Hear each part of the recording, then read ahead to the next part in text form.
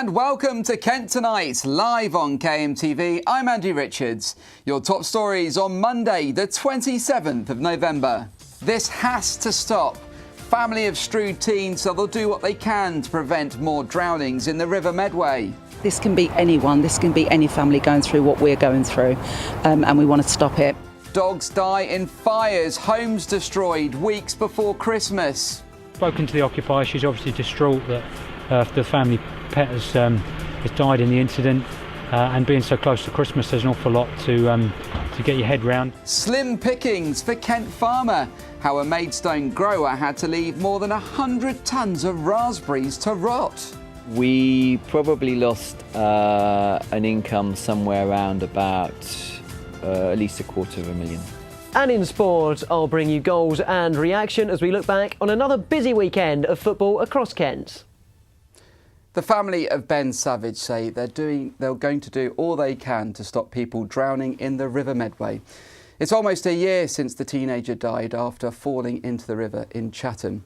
Kent Search and Rescue will be patrolling the waters during the winter and were training for the operation this weekend. Cameron Tucker reports. Okay, you got him. Okay, yep. Okay, you got him there, lads? This may be just a training exercise for the cameras, but Kent Search and Rescue will be deployed through the next month to keep members of the public safe along the River Medway. We will have teams on the water in rescue boats as well as medical crews on the banks at key points in December. And the teams today have been practicing their skills at rescuing casualties from the water and treating people at the water's edge. We've got a search and rescue drone, and that drone has been out today showing its worth. We often use the drone for searching large areas very quickly when we first arrive at an incident. The real purpose here is to get awareness to say if you are out with friends over the Christmas period and on the run up to Christmas, please avoid water when you're going home and don't go home alone. Inclement, darker conditions and increased drinking around the festive period makes for a busy time for the KSAR team and the local authorities. At the time when people drink more alcohol, that they can wander off, they may wander near to water and they may fall in that water, and with the temperature of the water and alcohol in their body, then sometimes the outcome, sadly we know, is not very good. Safe and dry nighttime patrols will be going along the Medway River in the weekends in the lead up to Christmas, a particularly dangerous time for revellers heading out or home. The launch of the scheme comes a year after the disappearance of Ben Savage. The Stroud teenager was found nearly 2 months after going missing. An inquest into his death found he had died from accidental drowning after a night out. Similar incidents include the drownings of Pat Lamb and Kieran Nolden in 2014. We're still in a stage of grieving, but what we want to do and help along with this campaign is to raise the awareness so no other family will go through that, certainly this December. Not just this December, but we want this campaign to keep running so this doesn't happen to another family, because it is devastating. This can be anyone, this can be any family going through what we're going through, and we want to stop it, and we've all got to work together to do that. Partygoers shouldn't be put off celebrating, KSAR say, but should be conscious of how to get home and shouldn't go home alone. A message that will hopefully keep the Kentish public safe and dry this Christmas. Cameron Tucker, KMTV, Tunbridge. A fire at a house in Maidstone has left a family with nothing with less than a month until Christmas. The flames destroyed the home in Bower Lane this morning whilst the family were on the school run. No one was hurt, but the family's puppy was killed in the incident. Harry Pete was at the scene earlier today. The fire at the house in Bower Lane broke out around 8 o'clock this morning. The street was busy at the time, with children making their way to school, with many having to stop as the flames burst out towards the road.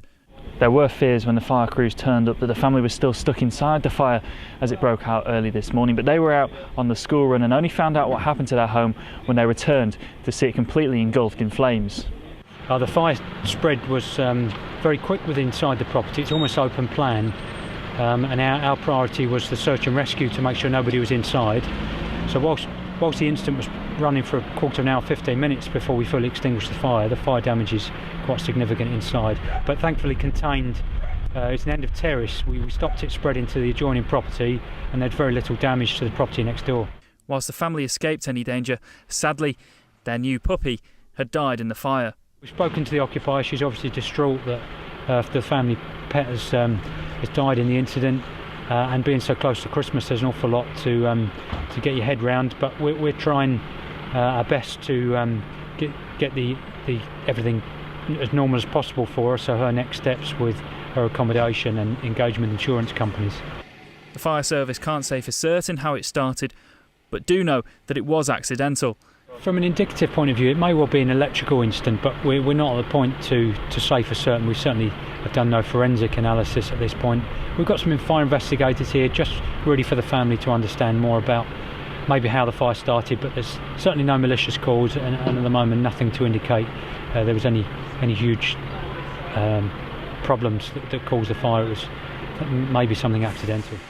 Just an hour later, another dog died in a fire in Gravesend, but for the family in Maidstone, Kent Fire and Rescue will now be working with them to put them up in temporary accommodation as they come to terms with losing everything just weeks before Christmas. Harry Peat for KMTV in Maidstone. Now, a woman arrested on suspicion of murder after a man's body was found at a block of flats has been released under investigation. The man was found dead at Eastfield House in Barming last Tuesday when police launched a murder investigation. The Independent Police Complaints Commission was also informed after it emerged the victim had been in contact with police before his death. 2 men also arrested on suspicion of murder were released by police pending further investigation. Next tonight, Kent councils have raked in more than £22 million in spare cash from parking fines and charges. That's according to figures released by the RAC, which shows councils across the UK have reported record parking profits this year. Well, our reporter Louisa Britton's been looking at the figures and joins me now. So, Louisa, what exactly are the figures? So overall in the UK, it looks like there's been a surplus of more than £800 million. So that's basically money that the councils have earned as a surplus over the cost that it would have taken them to kind of maintain the services and sort of the car parks. But looking at the figures, the RAC Foundation commissioned the study and found that in the last 4 years it's actually gone up by 40%, so quite a significant amount. This is partly due to the fact that there's been an increased number of cars, but also the fact that experts are also saying this is a way for councils to be able to maybe stretch their transport budgets a little bit. But looking more specifically at the figures, Westminster's come up top, which is probably not much of a surprise. They've raked in £73 million in surplus, that's just over the course of a year. That's an awful lot of charges Indeed. and parking tickets. People will be very keen to hear about Kent. What about here? Yeah, so in Kent, the top spot goes to Canterbury, which is actually 41st in the country, but has actually brought in £5 million from parking charges and fines. Second is obviously Tunbridge Wells, which brought in £3.5 million. Third is the Medway towns, which is 66th across the country, but they got £3 million from charges, fines and permits. Funnily enough, not all of them actually made a profit. Dartford is an example of that. They actually came in 310th in the country and lost £17,000. So what about the areas that have made some money? Where's that money going to go? Well, the money goes into maintaining the roads. Obviously, lots of people talk about potholes being a problem in the area. We've talked a bit about that on Kent Tonight a bit, and that's something that this money will go, hopefully, councils are saying this will go into maintaining the roads, transport, all that kind of thing that councils need to put money into. Well, Louisa, thanks very much indeed. Thank you. Now, next tonight, children in Kent are watching less television and choosing online streaming instead. Figures released by Ofcom reveal the time spent by children watching television has decreased more than 20% in 10 years. During the summer, a repeat of an episode of Blue Peter even recorded 0 viewers on CBBC. With the increasing popularity of streaming services online, we've asked parents in Medway if they care where their children watch their shows. Not with my first, because she used to watch like the CBeebies and that sort of thing. Whereas now we sort of tend to watch like the kids' movie channels and things like that. Yeah, I mean, I've been quite conscious of what I've shown her so far. I'm just starting to show her a bit more of CBeebies, but when she was younger, I was showing her Baby Einstein videos a lot more, which I think were a bit more educational. She wasn't actually that interested in CBeebies, but she is now. As he's getting older, being at school, everyone tells him what to watch, gets home on his iPad, and literally there's no monitoring it really. You know, you don't know what he's watching when he's upstairs. We did used to watch it because we used to want them to watch rubbish, you know, too much. But they always watched the sensible ones that didn't have much... And my favourite's Dennis the Menace. Yeah. I love Dennis the Menace. Didn't have any sort of horror, you know. At the moment, I've just got a little baby, so he obviously doesn't watch any TV at the moment. But when he's a little bit older, I suppose, yes, then I would be watching, making sure he's not watching anything like, you know, Family Guy, like an adult cartoon or anything like that. So, yeah, I would be making sure it's not got anything bad in it. Parents in Medway there. But what about you? Are you mindful of where your children watch their TV shows? Let us know using the hashtag Kent Says on social media. Now, coming up after the break, how Kent could be facing a shortage of EU workers after a Maidstone farmer had to leave, get this, more than £250,000 worth of raspberries to rot. Make sure you don't go away. The beginning of the year, we were definitely suffering from the Brexit effect, where people didn't really want to come because they weren't too sure what they'd expect. By the time they decided to come, we had already lost crops because of this delay in getting people to come.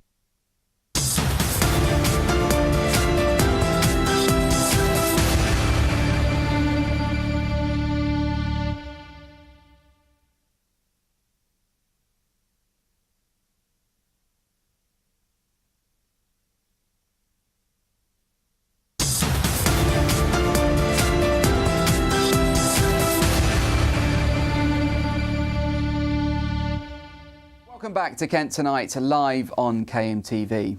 Now, Kent Search and Rescue will be patrolling the River Medway to stop people drowning in its waters over the winter. It's almost a year to the day since the teenager Ben Savage died after falling into the river in Chatham. Ben's family's been working with KSR and were at a training exercise to launch the initiative. Cameron Tucker reports. This may be just a training exercise for the cameras, but Kent Search and Rescue will be deployed through the next month to keep members of the public safe along the River Medway. Safe and dry nighttime patrols will be going along the Medway River in the weekends in the lead up to Christmas, a particularly dangerous time for revellers heading out or home. The launch of the scheme comes a year after the disappearance of Ben Savage. We're still in a stage of grieving, but what we want to do and help along with this campaign is to raise the awareness so no other family will go through that, certainly this December. Not just this December, but we want this campaign to keep running so this doesn't happen to another family because it is devastating. A man's been taken into hospital after an acid attack in Dartford.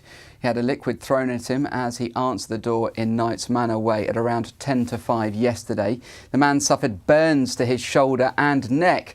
Police, ambulance staff and fire crews all attended and investigations are ongoing.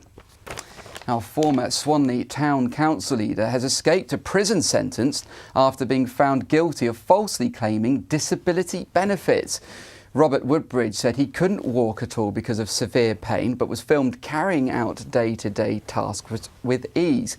Maidstone Crown Court heard that the 59-year-old, who suffers from arthritis, claimed a higher rate of disability living allowance he was not entitled to. He received a 4-month suspended sentence. Police and forensic investigators were called to a block of flats in Maidstone this morning after a woman's body was found. Officers were called by the ambulance service at around 7 this morning regarding a reported medical incident at an address in Rose Home. Police officers and ambulance crews attended and a local woman in her 40s was found dead. The death is not being treated as suspicious and next of kin have been informed. A farm in Maidstone has been forced to dump more than 100 tonnes of raspberries after bosses couldn't employ enough workers to pick them. Since the UK voted to leave the EU, Oakdean Farm has found it more and more difficult to recruit and retain its workers. Louisa Britton's been there to find out more. Fruit and vegetable growers across the county could be suffering from a sharp decrease in seasonal workers from European Union nations after the Brexit vote. Employees from countries such as Bulgaria and Romania make up most of the workforce here at Oakdean Farm. They pick and pack soft fruits such as raspberries and blackberries before the harvest gets transported to shops, including our local supermarkets. But farmers are struggling to recruit and retain their workforce as uncertainty over a post-Brexit Britain seems to be making it a much less attractive place for workers from the EU. Well, the main fruit picking season might be over for 2017 and the raspberry plants here have been covered over for the winter. But according to this farm not far from Maidstone, it's becoming more and more difficult to recruit seasonal labour, something that many fruit farms rely on heavily. The National Farmers Union estimates that Britain's farms were almost 30% short of migrant labourers in September. And earlier this year, this fruit farm left up to 150 tonnes of raspberries to rot on the bushes as there were too few labourers to pick the produce. We probably lost an income somewhere around about at least $250,000. The beginning of the year, we were definitely suffering from the Brexit effect, where people didn't really want to come because they weren't too sure what they'd expect. By the time they decided to come, we had already lost crops because of this delay in getting people to come. But we're finding that whereas normally we would have people leaving and booking their place for next year, they're playing their cards tight to their chest and they're not committing. Each year, the UK needs about 80,000 seasonal workers to harvest fruit and vegetables, and there are fears worker shortages could cause supply chain disruption in 2018. 99% of them is the exchange rate, it's the saving money and taking money back to their own country, which is important. They don't want to live in the UK, they want to go back, so exchange rates are key to everything. But growers are trying to attract new workers, and Tim Chambers is planning a trip to Bulgaria this weekend to meet potential recruits face to face. Even so, growers seem to be bracing for more severe shortages next year, along with the possibility that a good portion of their produce could rot before it gets picked. This is Louisa Britton for KMTV. Dover Athletic were looking to go top of the National League, whilst Gills were looking to kickstart their home form. To find out how they got on, here's Keelan with the sport.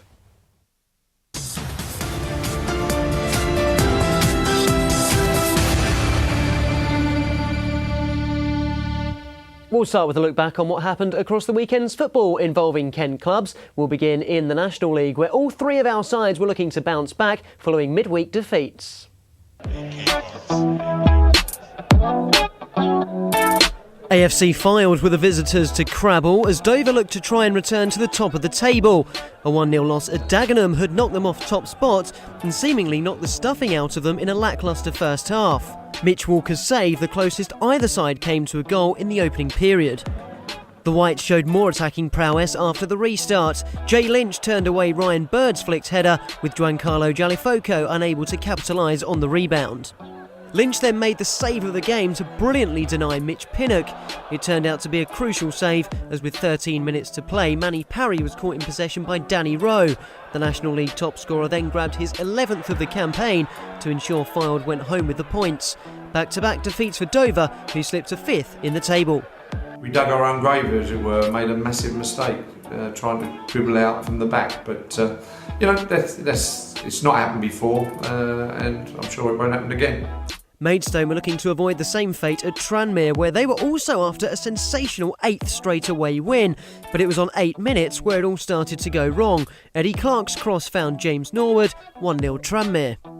Norwood and Andy Cook were causing the Stones' defence all sorts of problems, and on 17 minutes they doubled their lead, Cook turning past Alex Finney before toe-poking beyond Lee Worgan. Jay Saunders' side had chances to get back in the game though. Firstly, Zavon Hines was denied, and then Joe Piggott provided another defence-splitting pass to find the returning Delano Sam York. Tranmere stopper Scott Davis won on both occasions. Tranmere added gloss to the win late on. Initially, Ollie Norburn's deflected effort left Worgan helpless on his 200th successive Stones start, before Norwood got his second. This time Worgan did make a save, but couldn't prevent the rebound. No wins in 3 now for the Stones, and successive 4-0 drubbings mean they've dropped to 10th. Fortunately, there was better news at the Cufflink Stadium, as Ebbsfleet produced one of their best displays of the season to defeat Hartlepool 3-0. In the FA Trophy, Dartford came from behind to win 2-1 at Brentwood, whilst Margate also progressed, albeit at a round previous, courtesy of a 2-0 win over Egham Town. In the Bostik South, Thamesmead hosted promotion chasers Carshalton Athletic. The hosts had the lead on 10 minutes as Richard Paquette bundled the ball home. An injury to Carshalton goalkeeper Billy Bishop forced 18-year-old midfielder Reece Cave into goal. It also meant there were 8 minutes of stoppage time at the end of the first half. That allowed Mikael Miller to provide the bit of spark that the hosts required, completing a strong solo run to grab an equaliser before the break. Miller's twinkle toes brought the away side a penalty 5 minutes into the second half. Jordan Cheadle stepped up, only to be denied by Lewis Carey. Cave had barely been troubled since donning the gloves, but he caved in to allow Town back in front. Richard Avery's volley squirmed through his legs to make it 2-1. Raheem Sterling-Parker's introduction helped turn the tide. Much like his England international namesake on Sunday, he was heavily involved in 2 match-winning goals. First, he was put through by Miller before producing a precise finish to level the scores. And then his run and cross found Ricky Corboa, who delivered the knockout blow as the away side held on to clinch the points. Elsewhere in the Bostik South, this superb goal from Dan Carrington helped Faversham pick up 3 points against South Park. A penalty from Gill's boss Steve Lovell's son Mark made it 2-0 before South Park pulled one back courtesy of another spot kick. The visitors thought they'd nicked a point in stoppage time, only for this goal to be chalked off by the linesman. Herne Bay will be frustrated they couldn't see off struggling East Grinstead, whilst Hythe were beaten at Shoreham. Ramsgate are dangling ominously above the drop zone after dropping points at Molesey, and Sittingbourne are sliding away from the promotion places after a draw against Corinthian Casuals. Finally, in League One, Gillingham continue to struggle at home. They drew a blank against Oldham and dropped back into the relegation places.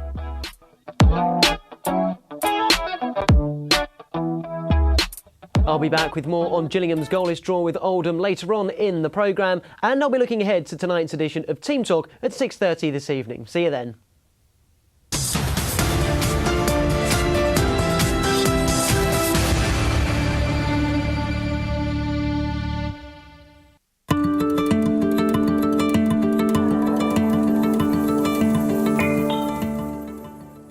Be prepared to face a chill this week as Arctic winds sweep in across Kent. It means this evening temperatures will reach just 5 degrees in East Kent and 4 degrees in Tunbridge Wells. It won't be getting any warmer tomorrow morning as we start the day with sun and patchy clouds across the county. Much of the same going into the afternoon with temperatures sticking around 5 degrees. Your outlook for the rest of the week looks mostly cold and cloudy, with Wednesday being particularly gloomy.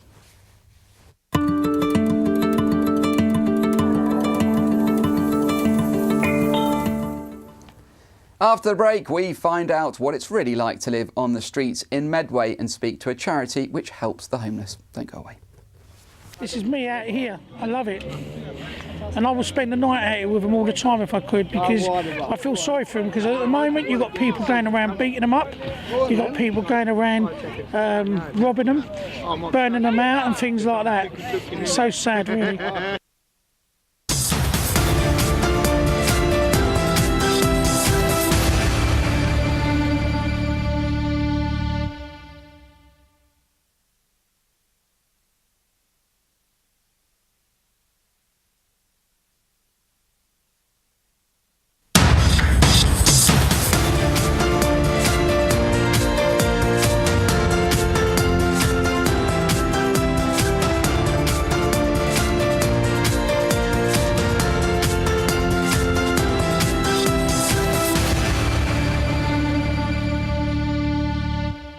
Hello and welcome to Kent Tonight, live on KMTV. I'm Andy Richards. Your top stories on Monday, the 27th of November. This has to stop. Family have strewed teens so they'll do what they can to prevent more drownings in the River Medway. This can be anyone, this can be any family going through what we're going through, and we want to stop it. Dogs die in fires, homes destroyed weeks before Christmas. Spoken to the occupier, she's obviously distraught that the family pet has died in the incident, and being so close to Christmas, there's an awful lot to get your head round. Slim pickings for Kent farmer. How a Maidstone grower had to leave more than 100 tonnes of raspberries to rot. We probably lost an income somewhere around about at least £250,000. And in sport, I'll bring you goals and reaction as we look back on another busy weekend of football across Kent. The family of Ben Savage say they're going to do all they can to stop people drowning in the River Medway. It's almost a year to the day since the teenager died after falling into the river in Chatham. Kent Search and Rescue will be patrolling the waters during the winter and we're training for the operation this weekend. Cameron Tucker reports. Okay, you got him. Okay, yep. Okay, you got him there, lads? This may be just a training exercise for the cameras, but Kent Search and Rescue will be deployed through the next month to keep members of the public safe along the River Medway. We will have teams on the water in rescue boats as well as medical crews on the banks at key points in December. And the teams today have been practicing their skills at rescuing casualties from the water and treating people at the water's edge. We've got a search and rescue drone, and that drone has been out today showing its worth. We often use the drone for searching large areas very quickly when we first arrive at an incident. The real purpose here is to get awareness to say if you are out with friends over the Christmas period and on the run up to Christmas, please avoid water when you're going home and don't go home alone. Inclement, darker conditions and increased drinking around the festive period makes for a busy time for the KSAR team and the local authorities. Safe and dry nighttime patrols will be going along the Medway River in the weekends in the lead up to Christmas, a particularly dangerous time for revellers heading out or home. The launch of the scheme comes a year after the disappearance of Ben Savage. The Stew teenager was found nearly 2 months after going missing. An inquest into his death found he had died from accidental drowning after a night out. We're still in a stage of grieving, but what we want to do and help along with this campaign is to raise the awareness so no other family will go through that, certainly this December. Not just this December, but we want this campaign to keep running so this doesn't happen to another family because it is devastating. This can be anyone, this can be any family going through what we're going through, and we want to stop it, and we've all got to work together to do that. Partygoers shouldn't be put off celebrating, KSAR say, but should be conscious of how to get home and shouldn't go home alone. A message that will hopefully keep the Kentish public safe and dry this Christmas. Cameron Tucker, KMTV, Tunbridge. Figures show that more than 1,000 people in Medway spend their nights on the streets. In this cold winter weather, getting a hot meal and a duvet can be the difference between life and death. Our reporter Poppy Jeffrey went to spend the evening with the Medway Street Angels, a group of volunteers who help the homeless. As it gets colder and closer to Christmas, spare a thought for those living on the streets. I spent the evening with the Medway Street Angels to find out a bit more about the work they do and speak to some of the people they help. Tonight we've got jacket potatoes with tuna, sweet corn, cheese or beans. We've got bangers and mash, good old British favourite. So it's a freezing cold night in Medway. I'm standing here outside the Chatham big screen and behind me are some of the Medway Street Angels. Now this group do a lot of good. They hand out food and blankets to homeless people in need. And tonight is just one of the sessions they do every single week to make sure people are staying safe this winter. The group was started last year and now runs 6 soup kitchens every week and dishes out hundreds of hot meals to hungry people. Volunteers said that life isn't easy for people on the streets. I feel sorry for them because at the moment you've got people going around beating them up, you've got people going around robbing them, burning them out and things like that. It's so sad really. You do hear lots of stories. I mean, you hear lots of stories like people try and befriend people and they like befriend them and they take their money off of them and they say I'll pay you back and they never pay them back and things like that. There's a lot of bullying going on and we try and put a stop to that. Homelessness in Kent and Medway is a big problem. According to Charity Shelter, 1 in 263 people in Medway are homeless. That's 1,059 people. But what's it like living on the streets and how do these groups help? I spoke to a couple of former homeless people to find out their views. It's hard to get burnt, weed on, spat, abused. I used to live in Erith, but now I moved down to here. I was living on the streets. Street Angels helped me to get myself a place. They are friendly. And Andy, Michelle, Gina, Mark, Tim, they're all helpful. Founder Emma Gilbert explained why she does what she does and how one moment has been ingrained in her memory forever. You go to bed that night feeling like you've done something, which is good, and you've changed people's lives. I mean, I was the one that found Michael McCluskey died on the high street, and that was after a couple of months of starting, and that was dreadful, probably the worst moment of my life. But from there I've just grown from stronger and stronger. It's not all about the money, but the time that volunteers can give, which makes a difference. We give them phones so we can ring them to let them know, see if they're okay. If they're not well, they give us a call, and we're out there straight away to go and make sure they're all right. This is Poppy Jeffrey for KMTV in Chatham. Next tonight, are your children addicted to watching online shows? Figures from Ofcom showed in the last 10 years, 20% less children are sitting down to turn on the box as they choose streaming services instead. This comes after once popular BBC show Blue Peter recorded 0 viewers for one episode in the summer. So as children's TV programmes become less popular every year, we asked shoppers in Medway to tell us your favourite childhood programmes. When I was really little, I remember watching The Magic Roundabout, and there was one about a dog called Woof. The boy turned into a dog. There's lots of things. Danger Mouse. I'm going back some years now. What's that? Play School. That's what I used to watch when I was little. Oh, mine is Dennis the Menace. I never had a television when I was tiny. I was born too soon. My mother was a war widow, so yeah. No, I love Peppa Pig. His younger son loves Peppa Pig. Oh, I loved Blue Peter. I like Samsons. It's very good. Pink Panther, that is my favorite program. So, and then the other program I like children's movies, it's Annie. There were quite different tellers. We had our African dramas, which everyone could watch, not like age limit, and we used to enjoy. Some of them were modern dramas. Probably Doctor Who. Yeah, I'm old. Shoppers in Medway there, but which was your favourite childhood TV show? Let us know on social media by using the hashtag KentSays. Now, Great Britain's gone royal wedding crazy today after it was announced Prince Harry's to marry his American actress girlfriend Meghan Markle. Clarence House made the statement today, telling the world the couple are to marry next spring and will reside in a house on the grounds of Kensington Palace. So, with the royal wedding expected to be nothing short of extravagant, planners will have their work cut out for them. But what actually goes into putting a good wedding together? I'm pleased to say I'm joined now by Laurie Edwards from Chic Weddings and Joanna Nera from Special Events UK. So first of all, thanks very much for coming in. What have you made of the engagement?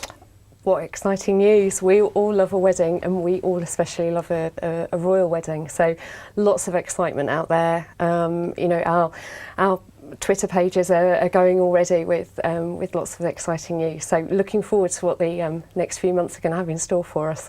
Joanna, what about the guest list? That's the first thing I'm sure everyone's got to do. That's going to be a bit of a nightmare for them, won't it? Yes, I'm sure it will be, but I'm sure the royal family are quite used to organising weddings by now, so I think they'll have that in hand. So it is a bit of a nightmare for any bride or groom organising a wedding, but I'm sure they'll have lots of help on the day. So. And in terms of the industry, does a royal wedding really make a difference? I think it does. Us at Chic Weddings, we actually specialise in floristry and venue styling. So we see all of our brides and grooms come in with lovely big mood boards, and I'm sure after Princess Kate, our last royal wedding, loads of pictures of bouquets, of venue decor. So yeah, I'm expecting to see all of that again. And being spring next year, that's not an awful lot of time, is it? There's quite a lot to do. No, I suspect they've probably known about the wedding for quite a while. It's just us that's new to it. So, but in the wedding industry, we're quite used to planning events. That's why people bring in wedding planners, if they're getting married at the last minute, particularly can be helpful. But yeah, in the industry, we're excited about it. We saw a 5% increase after William and Kate got married. So hopefully we're looking forward to seeing the same. And do we think this is going to be a bit more low-key than what Prince William had, or what do we think? I think it's going to be different. No bride wants to be the same as the next bride, so I'm sure we're going to be in for some special surprises and treats in store. But yeah, I don't think it's going to be low-key. That's for sure. And of course, it's one of the big things people ask us about the dress. there's going to be an awful lot that goes into this, do you think? Yes, I'm sure. Well, most brides have an idea already about what dress they would like, so I'm sure Meghan's no different to anybody else. But yes, I'm sure she's already got an idea about what she would like to wear, and probably make it quite different to how Kate wore her dress on her day. I suspect she'll go for something a bit more modern and less traditional.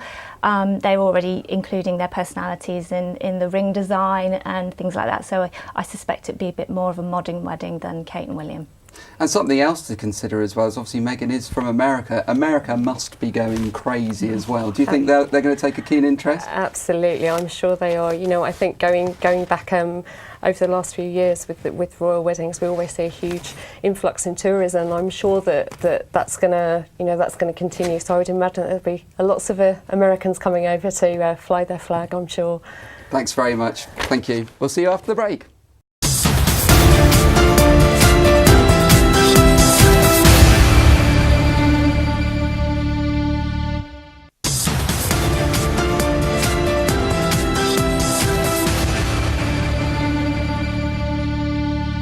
Hello and welcome back to Kent Tonight, live on KMTV on Monday the 27th of November.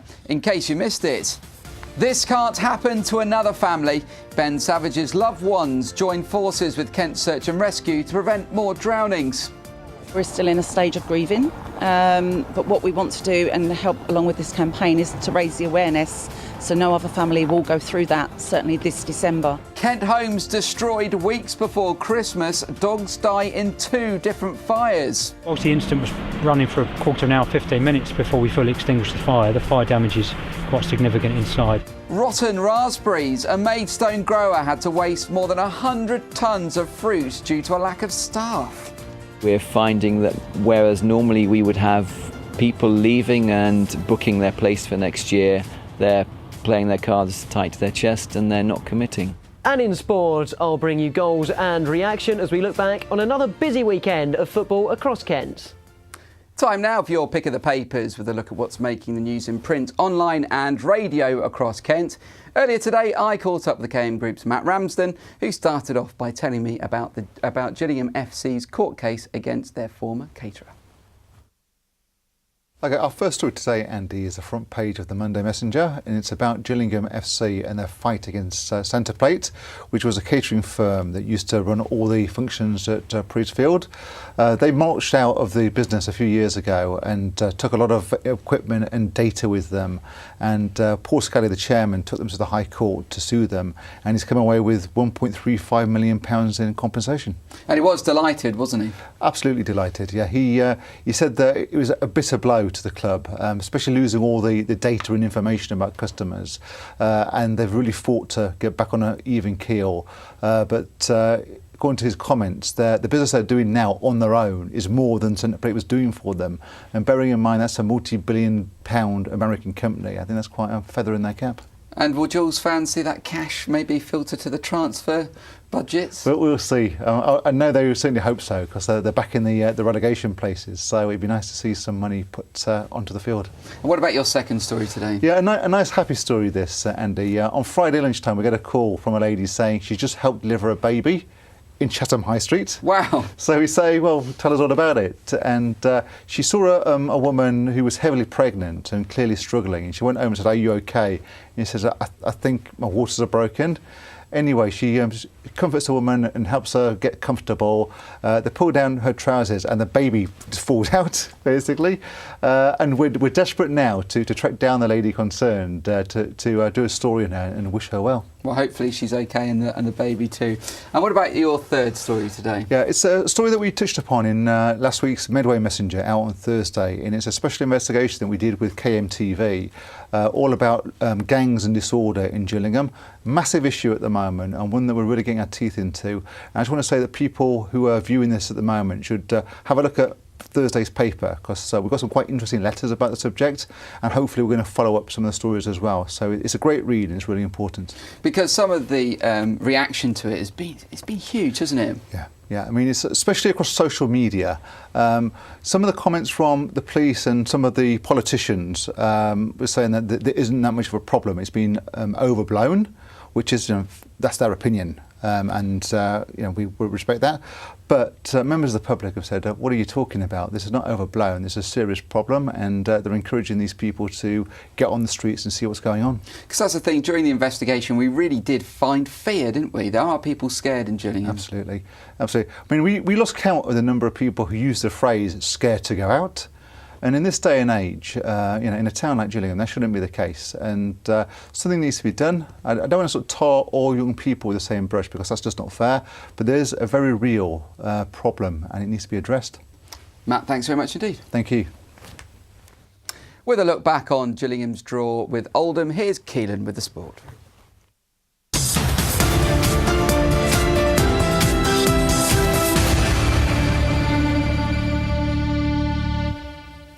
So Keelan, just when we thought the Gills are starting to bounce back, what's going on with their home form? Yeah, the home form is a little bit of an issue, but since Steve Lovell has come in, he's done a great job, and overall I think they've only lost 1 in 10 now since he took charge. That defeat at Northampton, but yesterday a goalless draw against Oldham, and that meant that they went back into the relegation places, which was certainly a frustrating result. Lee Martin, he suffered an injury quite early on, and it was a shot that just hit him straight in the face. This was just before when he set up a chance for Josh Parker, who's had a really good start to the season. Excellent block in by the Oldham defence to make sure that it remained goalless at that stage. Into the second half, Mark Byrne named man of the match in this one. The Irishman almost getting the opening goal of the game. Johnny Placide making a good save in the Oldham goal. But from one end to the other, and Mark Byrne, we just saw him come very close at one stage, making a superb block on the line to make sure that it was 0-0 as we went into the final few moments. And Gillingham with a couple of chances late on. Tom Eaves against Blackpool last week, 1 apiece it was. He got a goal in the last minute, and he almost got another goal at the River Medway. He's been so prolific so far this season there. But this was the closest that Gillingham came. Stoppage time, Luke O'Neill with a free kick, tipped onto the crossbar, and Gill's very, very close to finding the opening goal. 0-0 then, and Steve Lovell still searching for that elusive home win in the league. Afterwards, he admitted a draw was probably what both teams deserved. I think a point is a fair result at the end of the day. We had chances, they had chances. We could have nicked it at the end, obviously, with Luke's free kick, and then Connor's header and Josh Parker. So we can go through loads of chances that we had, but they had a few as well. They had one cleared off the line by Mark Byrne, and although Thomas Hawley didn't have that much to do, they had quite a bit of possession, I think, in the first half. I think we might have nicked it in the second half, but overall I think a point is a fair reflection of the game.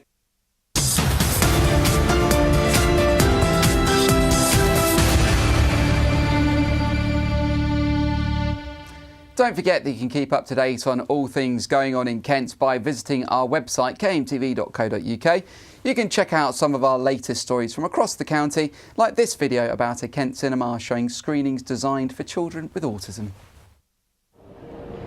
A trip to the cinema is an activity many of us take for granted, picking up a bag of popcorn or raiding the pick and mix before enjoying the latest blockbuster. All seems to be standard cinema going practice.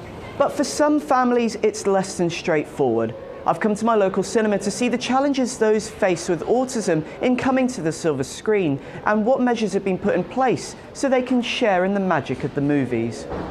Bright lights, loud noise, a crowded theatre and sitting still for a lengthy period of time. These are the issues that can affect those on the autism spectrum disorder when visiting the silver screen.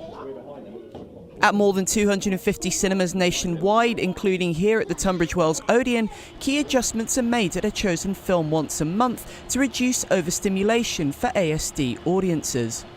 We have lower sound levels, lower lighting, and we have an allowance for movement in the screen and higher sound levels from the audience themselves, so they're comfortable in their own surroundings. When we come in the morning, we will check the playlist, make sure everything is all okay, and if we need to adjust anything at any time, we do it at that point, as opposed to when the film is on, because we don't want it to be too loud and in the face for the audience. There have been 250,000 cinema goers attending an autism-friendly film screening since the scheme launched 6 years ago by Britain's leading cinema chains and learning disabilities charity Dimensions. We've heard from families who have said that for the first time they were able to actually go to the cinema with their son or daughter or family member, and that they were able to actually take a trip out into the community without all of the worries that usually come with that. A sentiment echoed by some of the audience in this month's screening of My Little Pony. I think it's a good idea that they see other children that may have difficulties, may behave differently to them. It's good that everyone can be inclusive. And as you're saying, everybody in there was very well behaved. Yeah, I think it is even good even if children haven't got autism, because it wasn't too loud, it wasn't too bright. But with only one screening of this kind every month, shouldn't film going be more inclusive? We would be very, very happy to speak with any organisation that was interested in learning about what adaptations they needed to make in order to make the experience more accessible to people with autism. 1 in every 100 Brits are diagnosed with autism, and with demand for these screenings growing according to Dimensions, there could soon be more opportunities for audiences to sit back, relax and enjoy the show. Cameron Tucker, KMTV, Tunbridge Wells.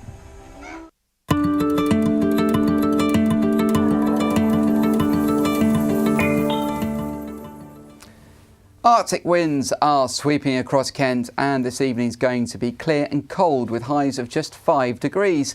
Tomorrow morning we'll have patchy clouds and sunshine with a chilly breeze and lows of 4 degrees. By the afternoon it'll be slightly warmer in some places but remains cold with sunny spells. Looking to the rest of the week, and Wednesday will be overcast across Kent before getting sunnier towards Friday. There are lows of 3 in Tunbridge Wells and highs of 7 near Folkestone.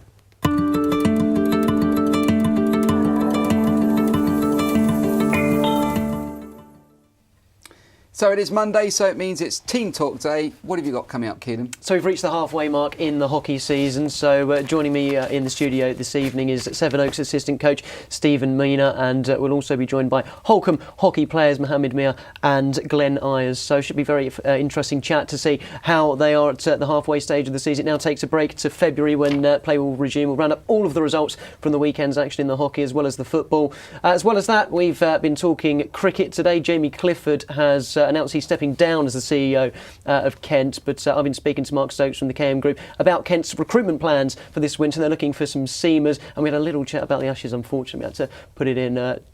Jason Gillespie, who's gone to Sussex, he's been saying that Sam Northeast should be in the England squad, so we've been talking about that a little bit. As well as that, we've got our exclusive chat with Alfie Pavey, Dartford's top scorer.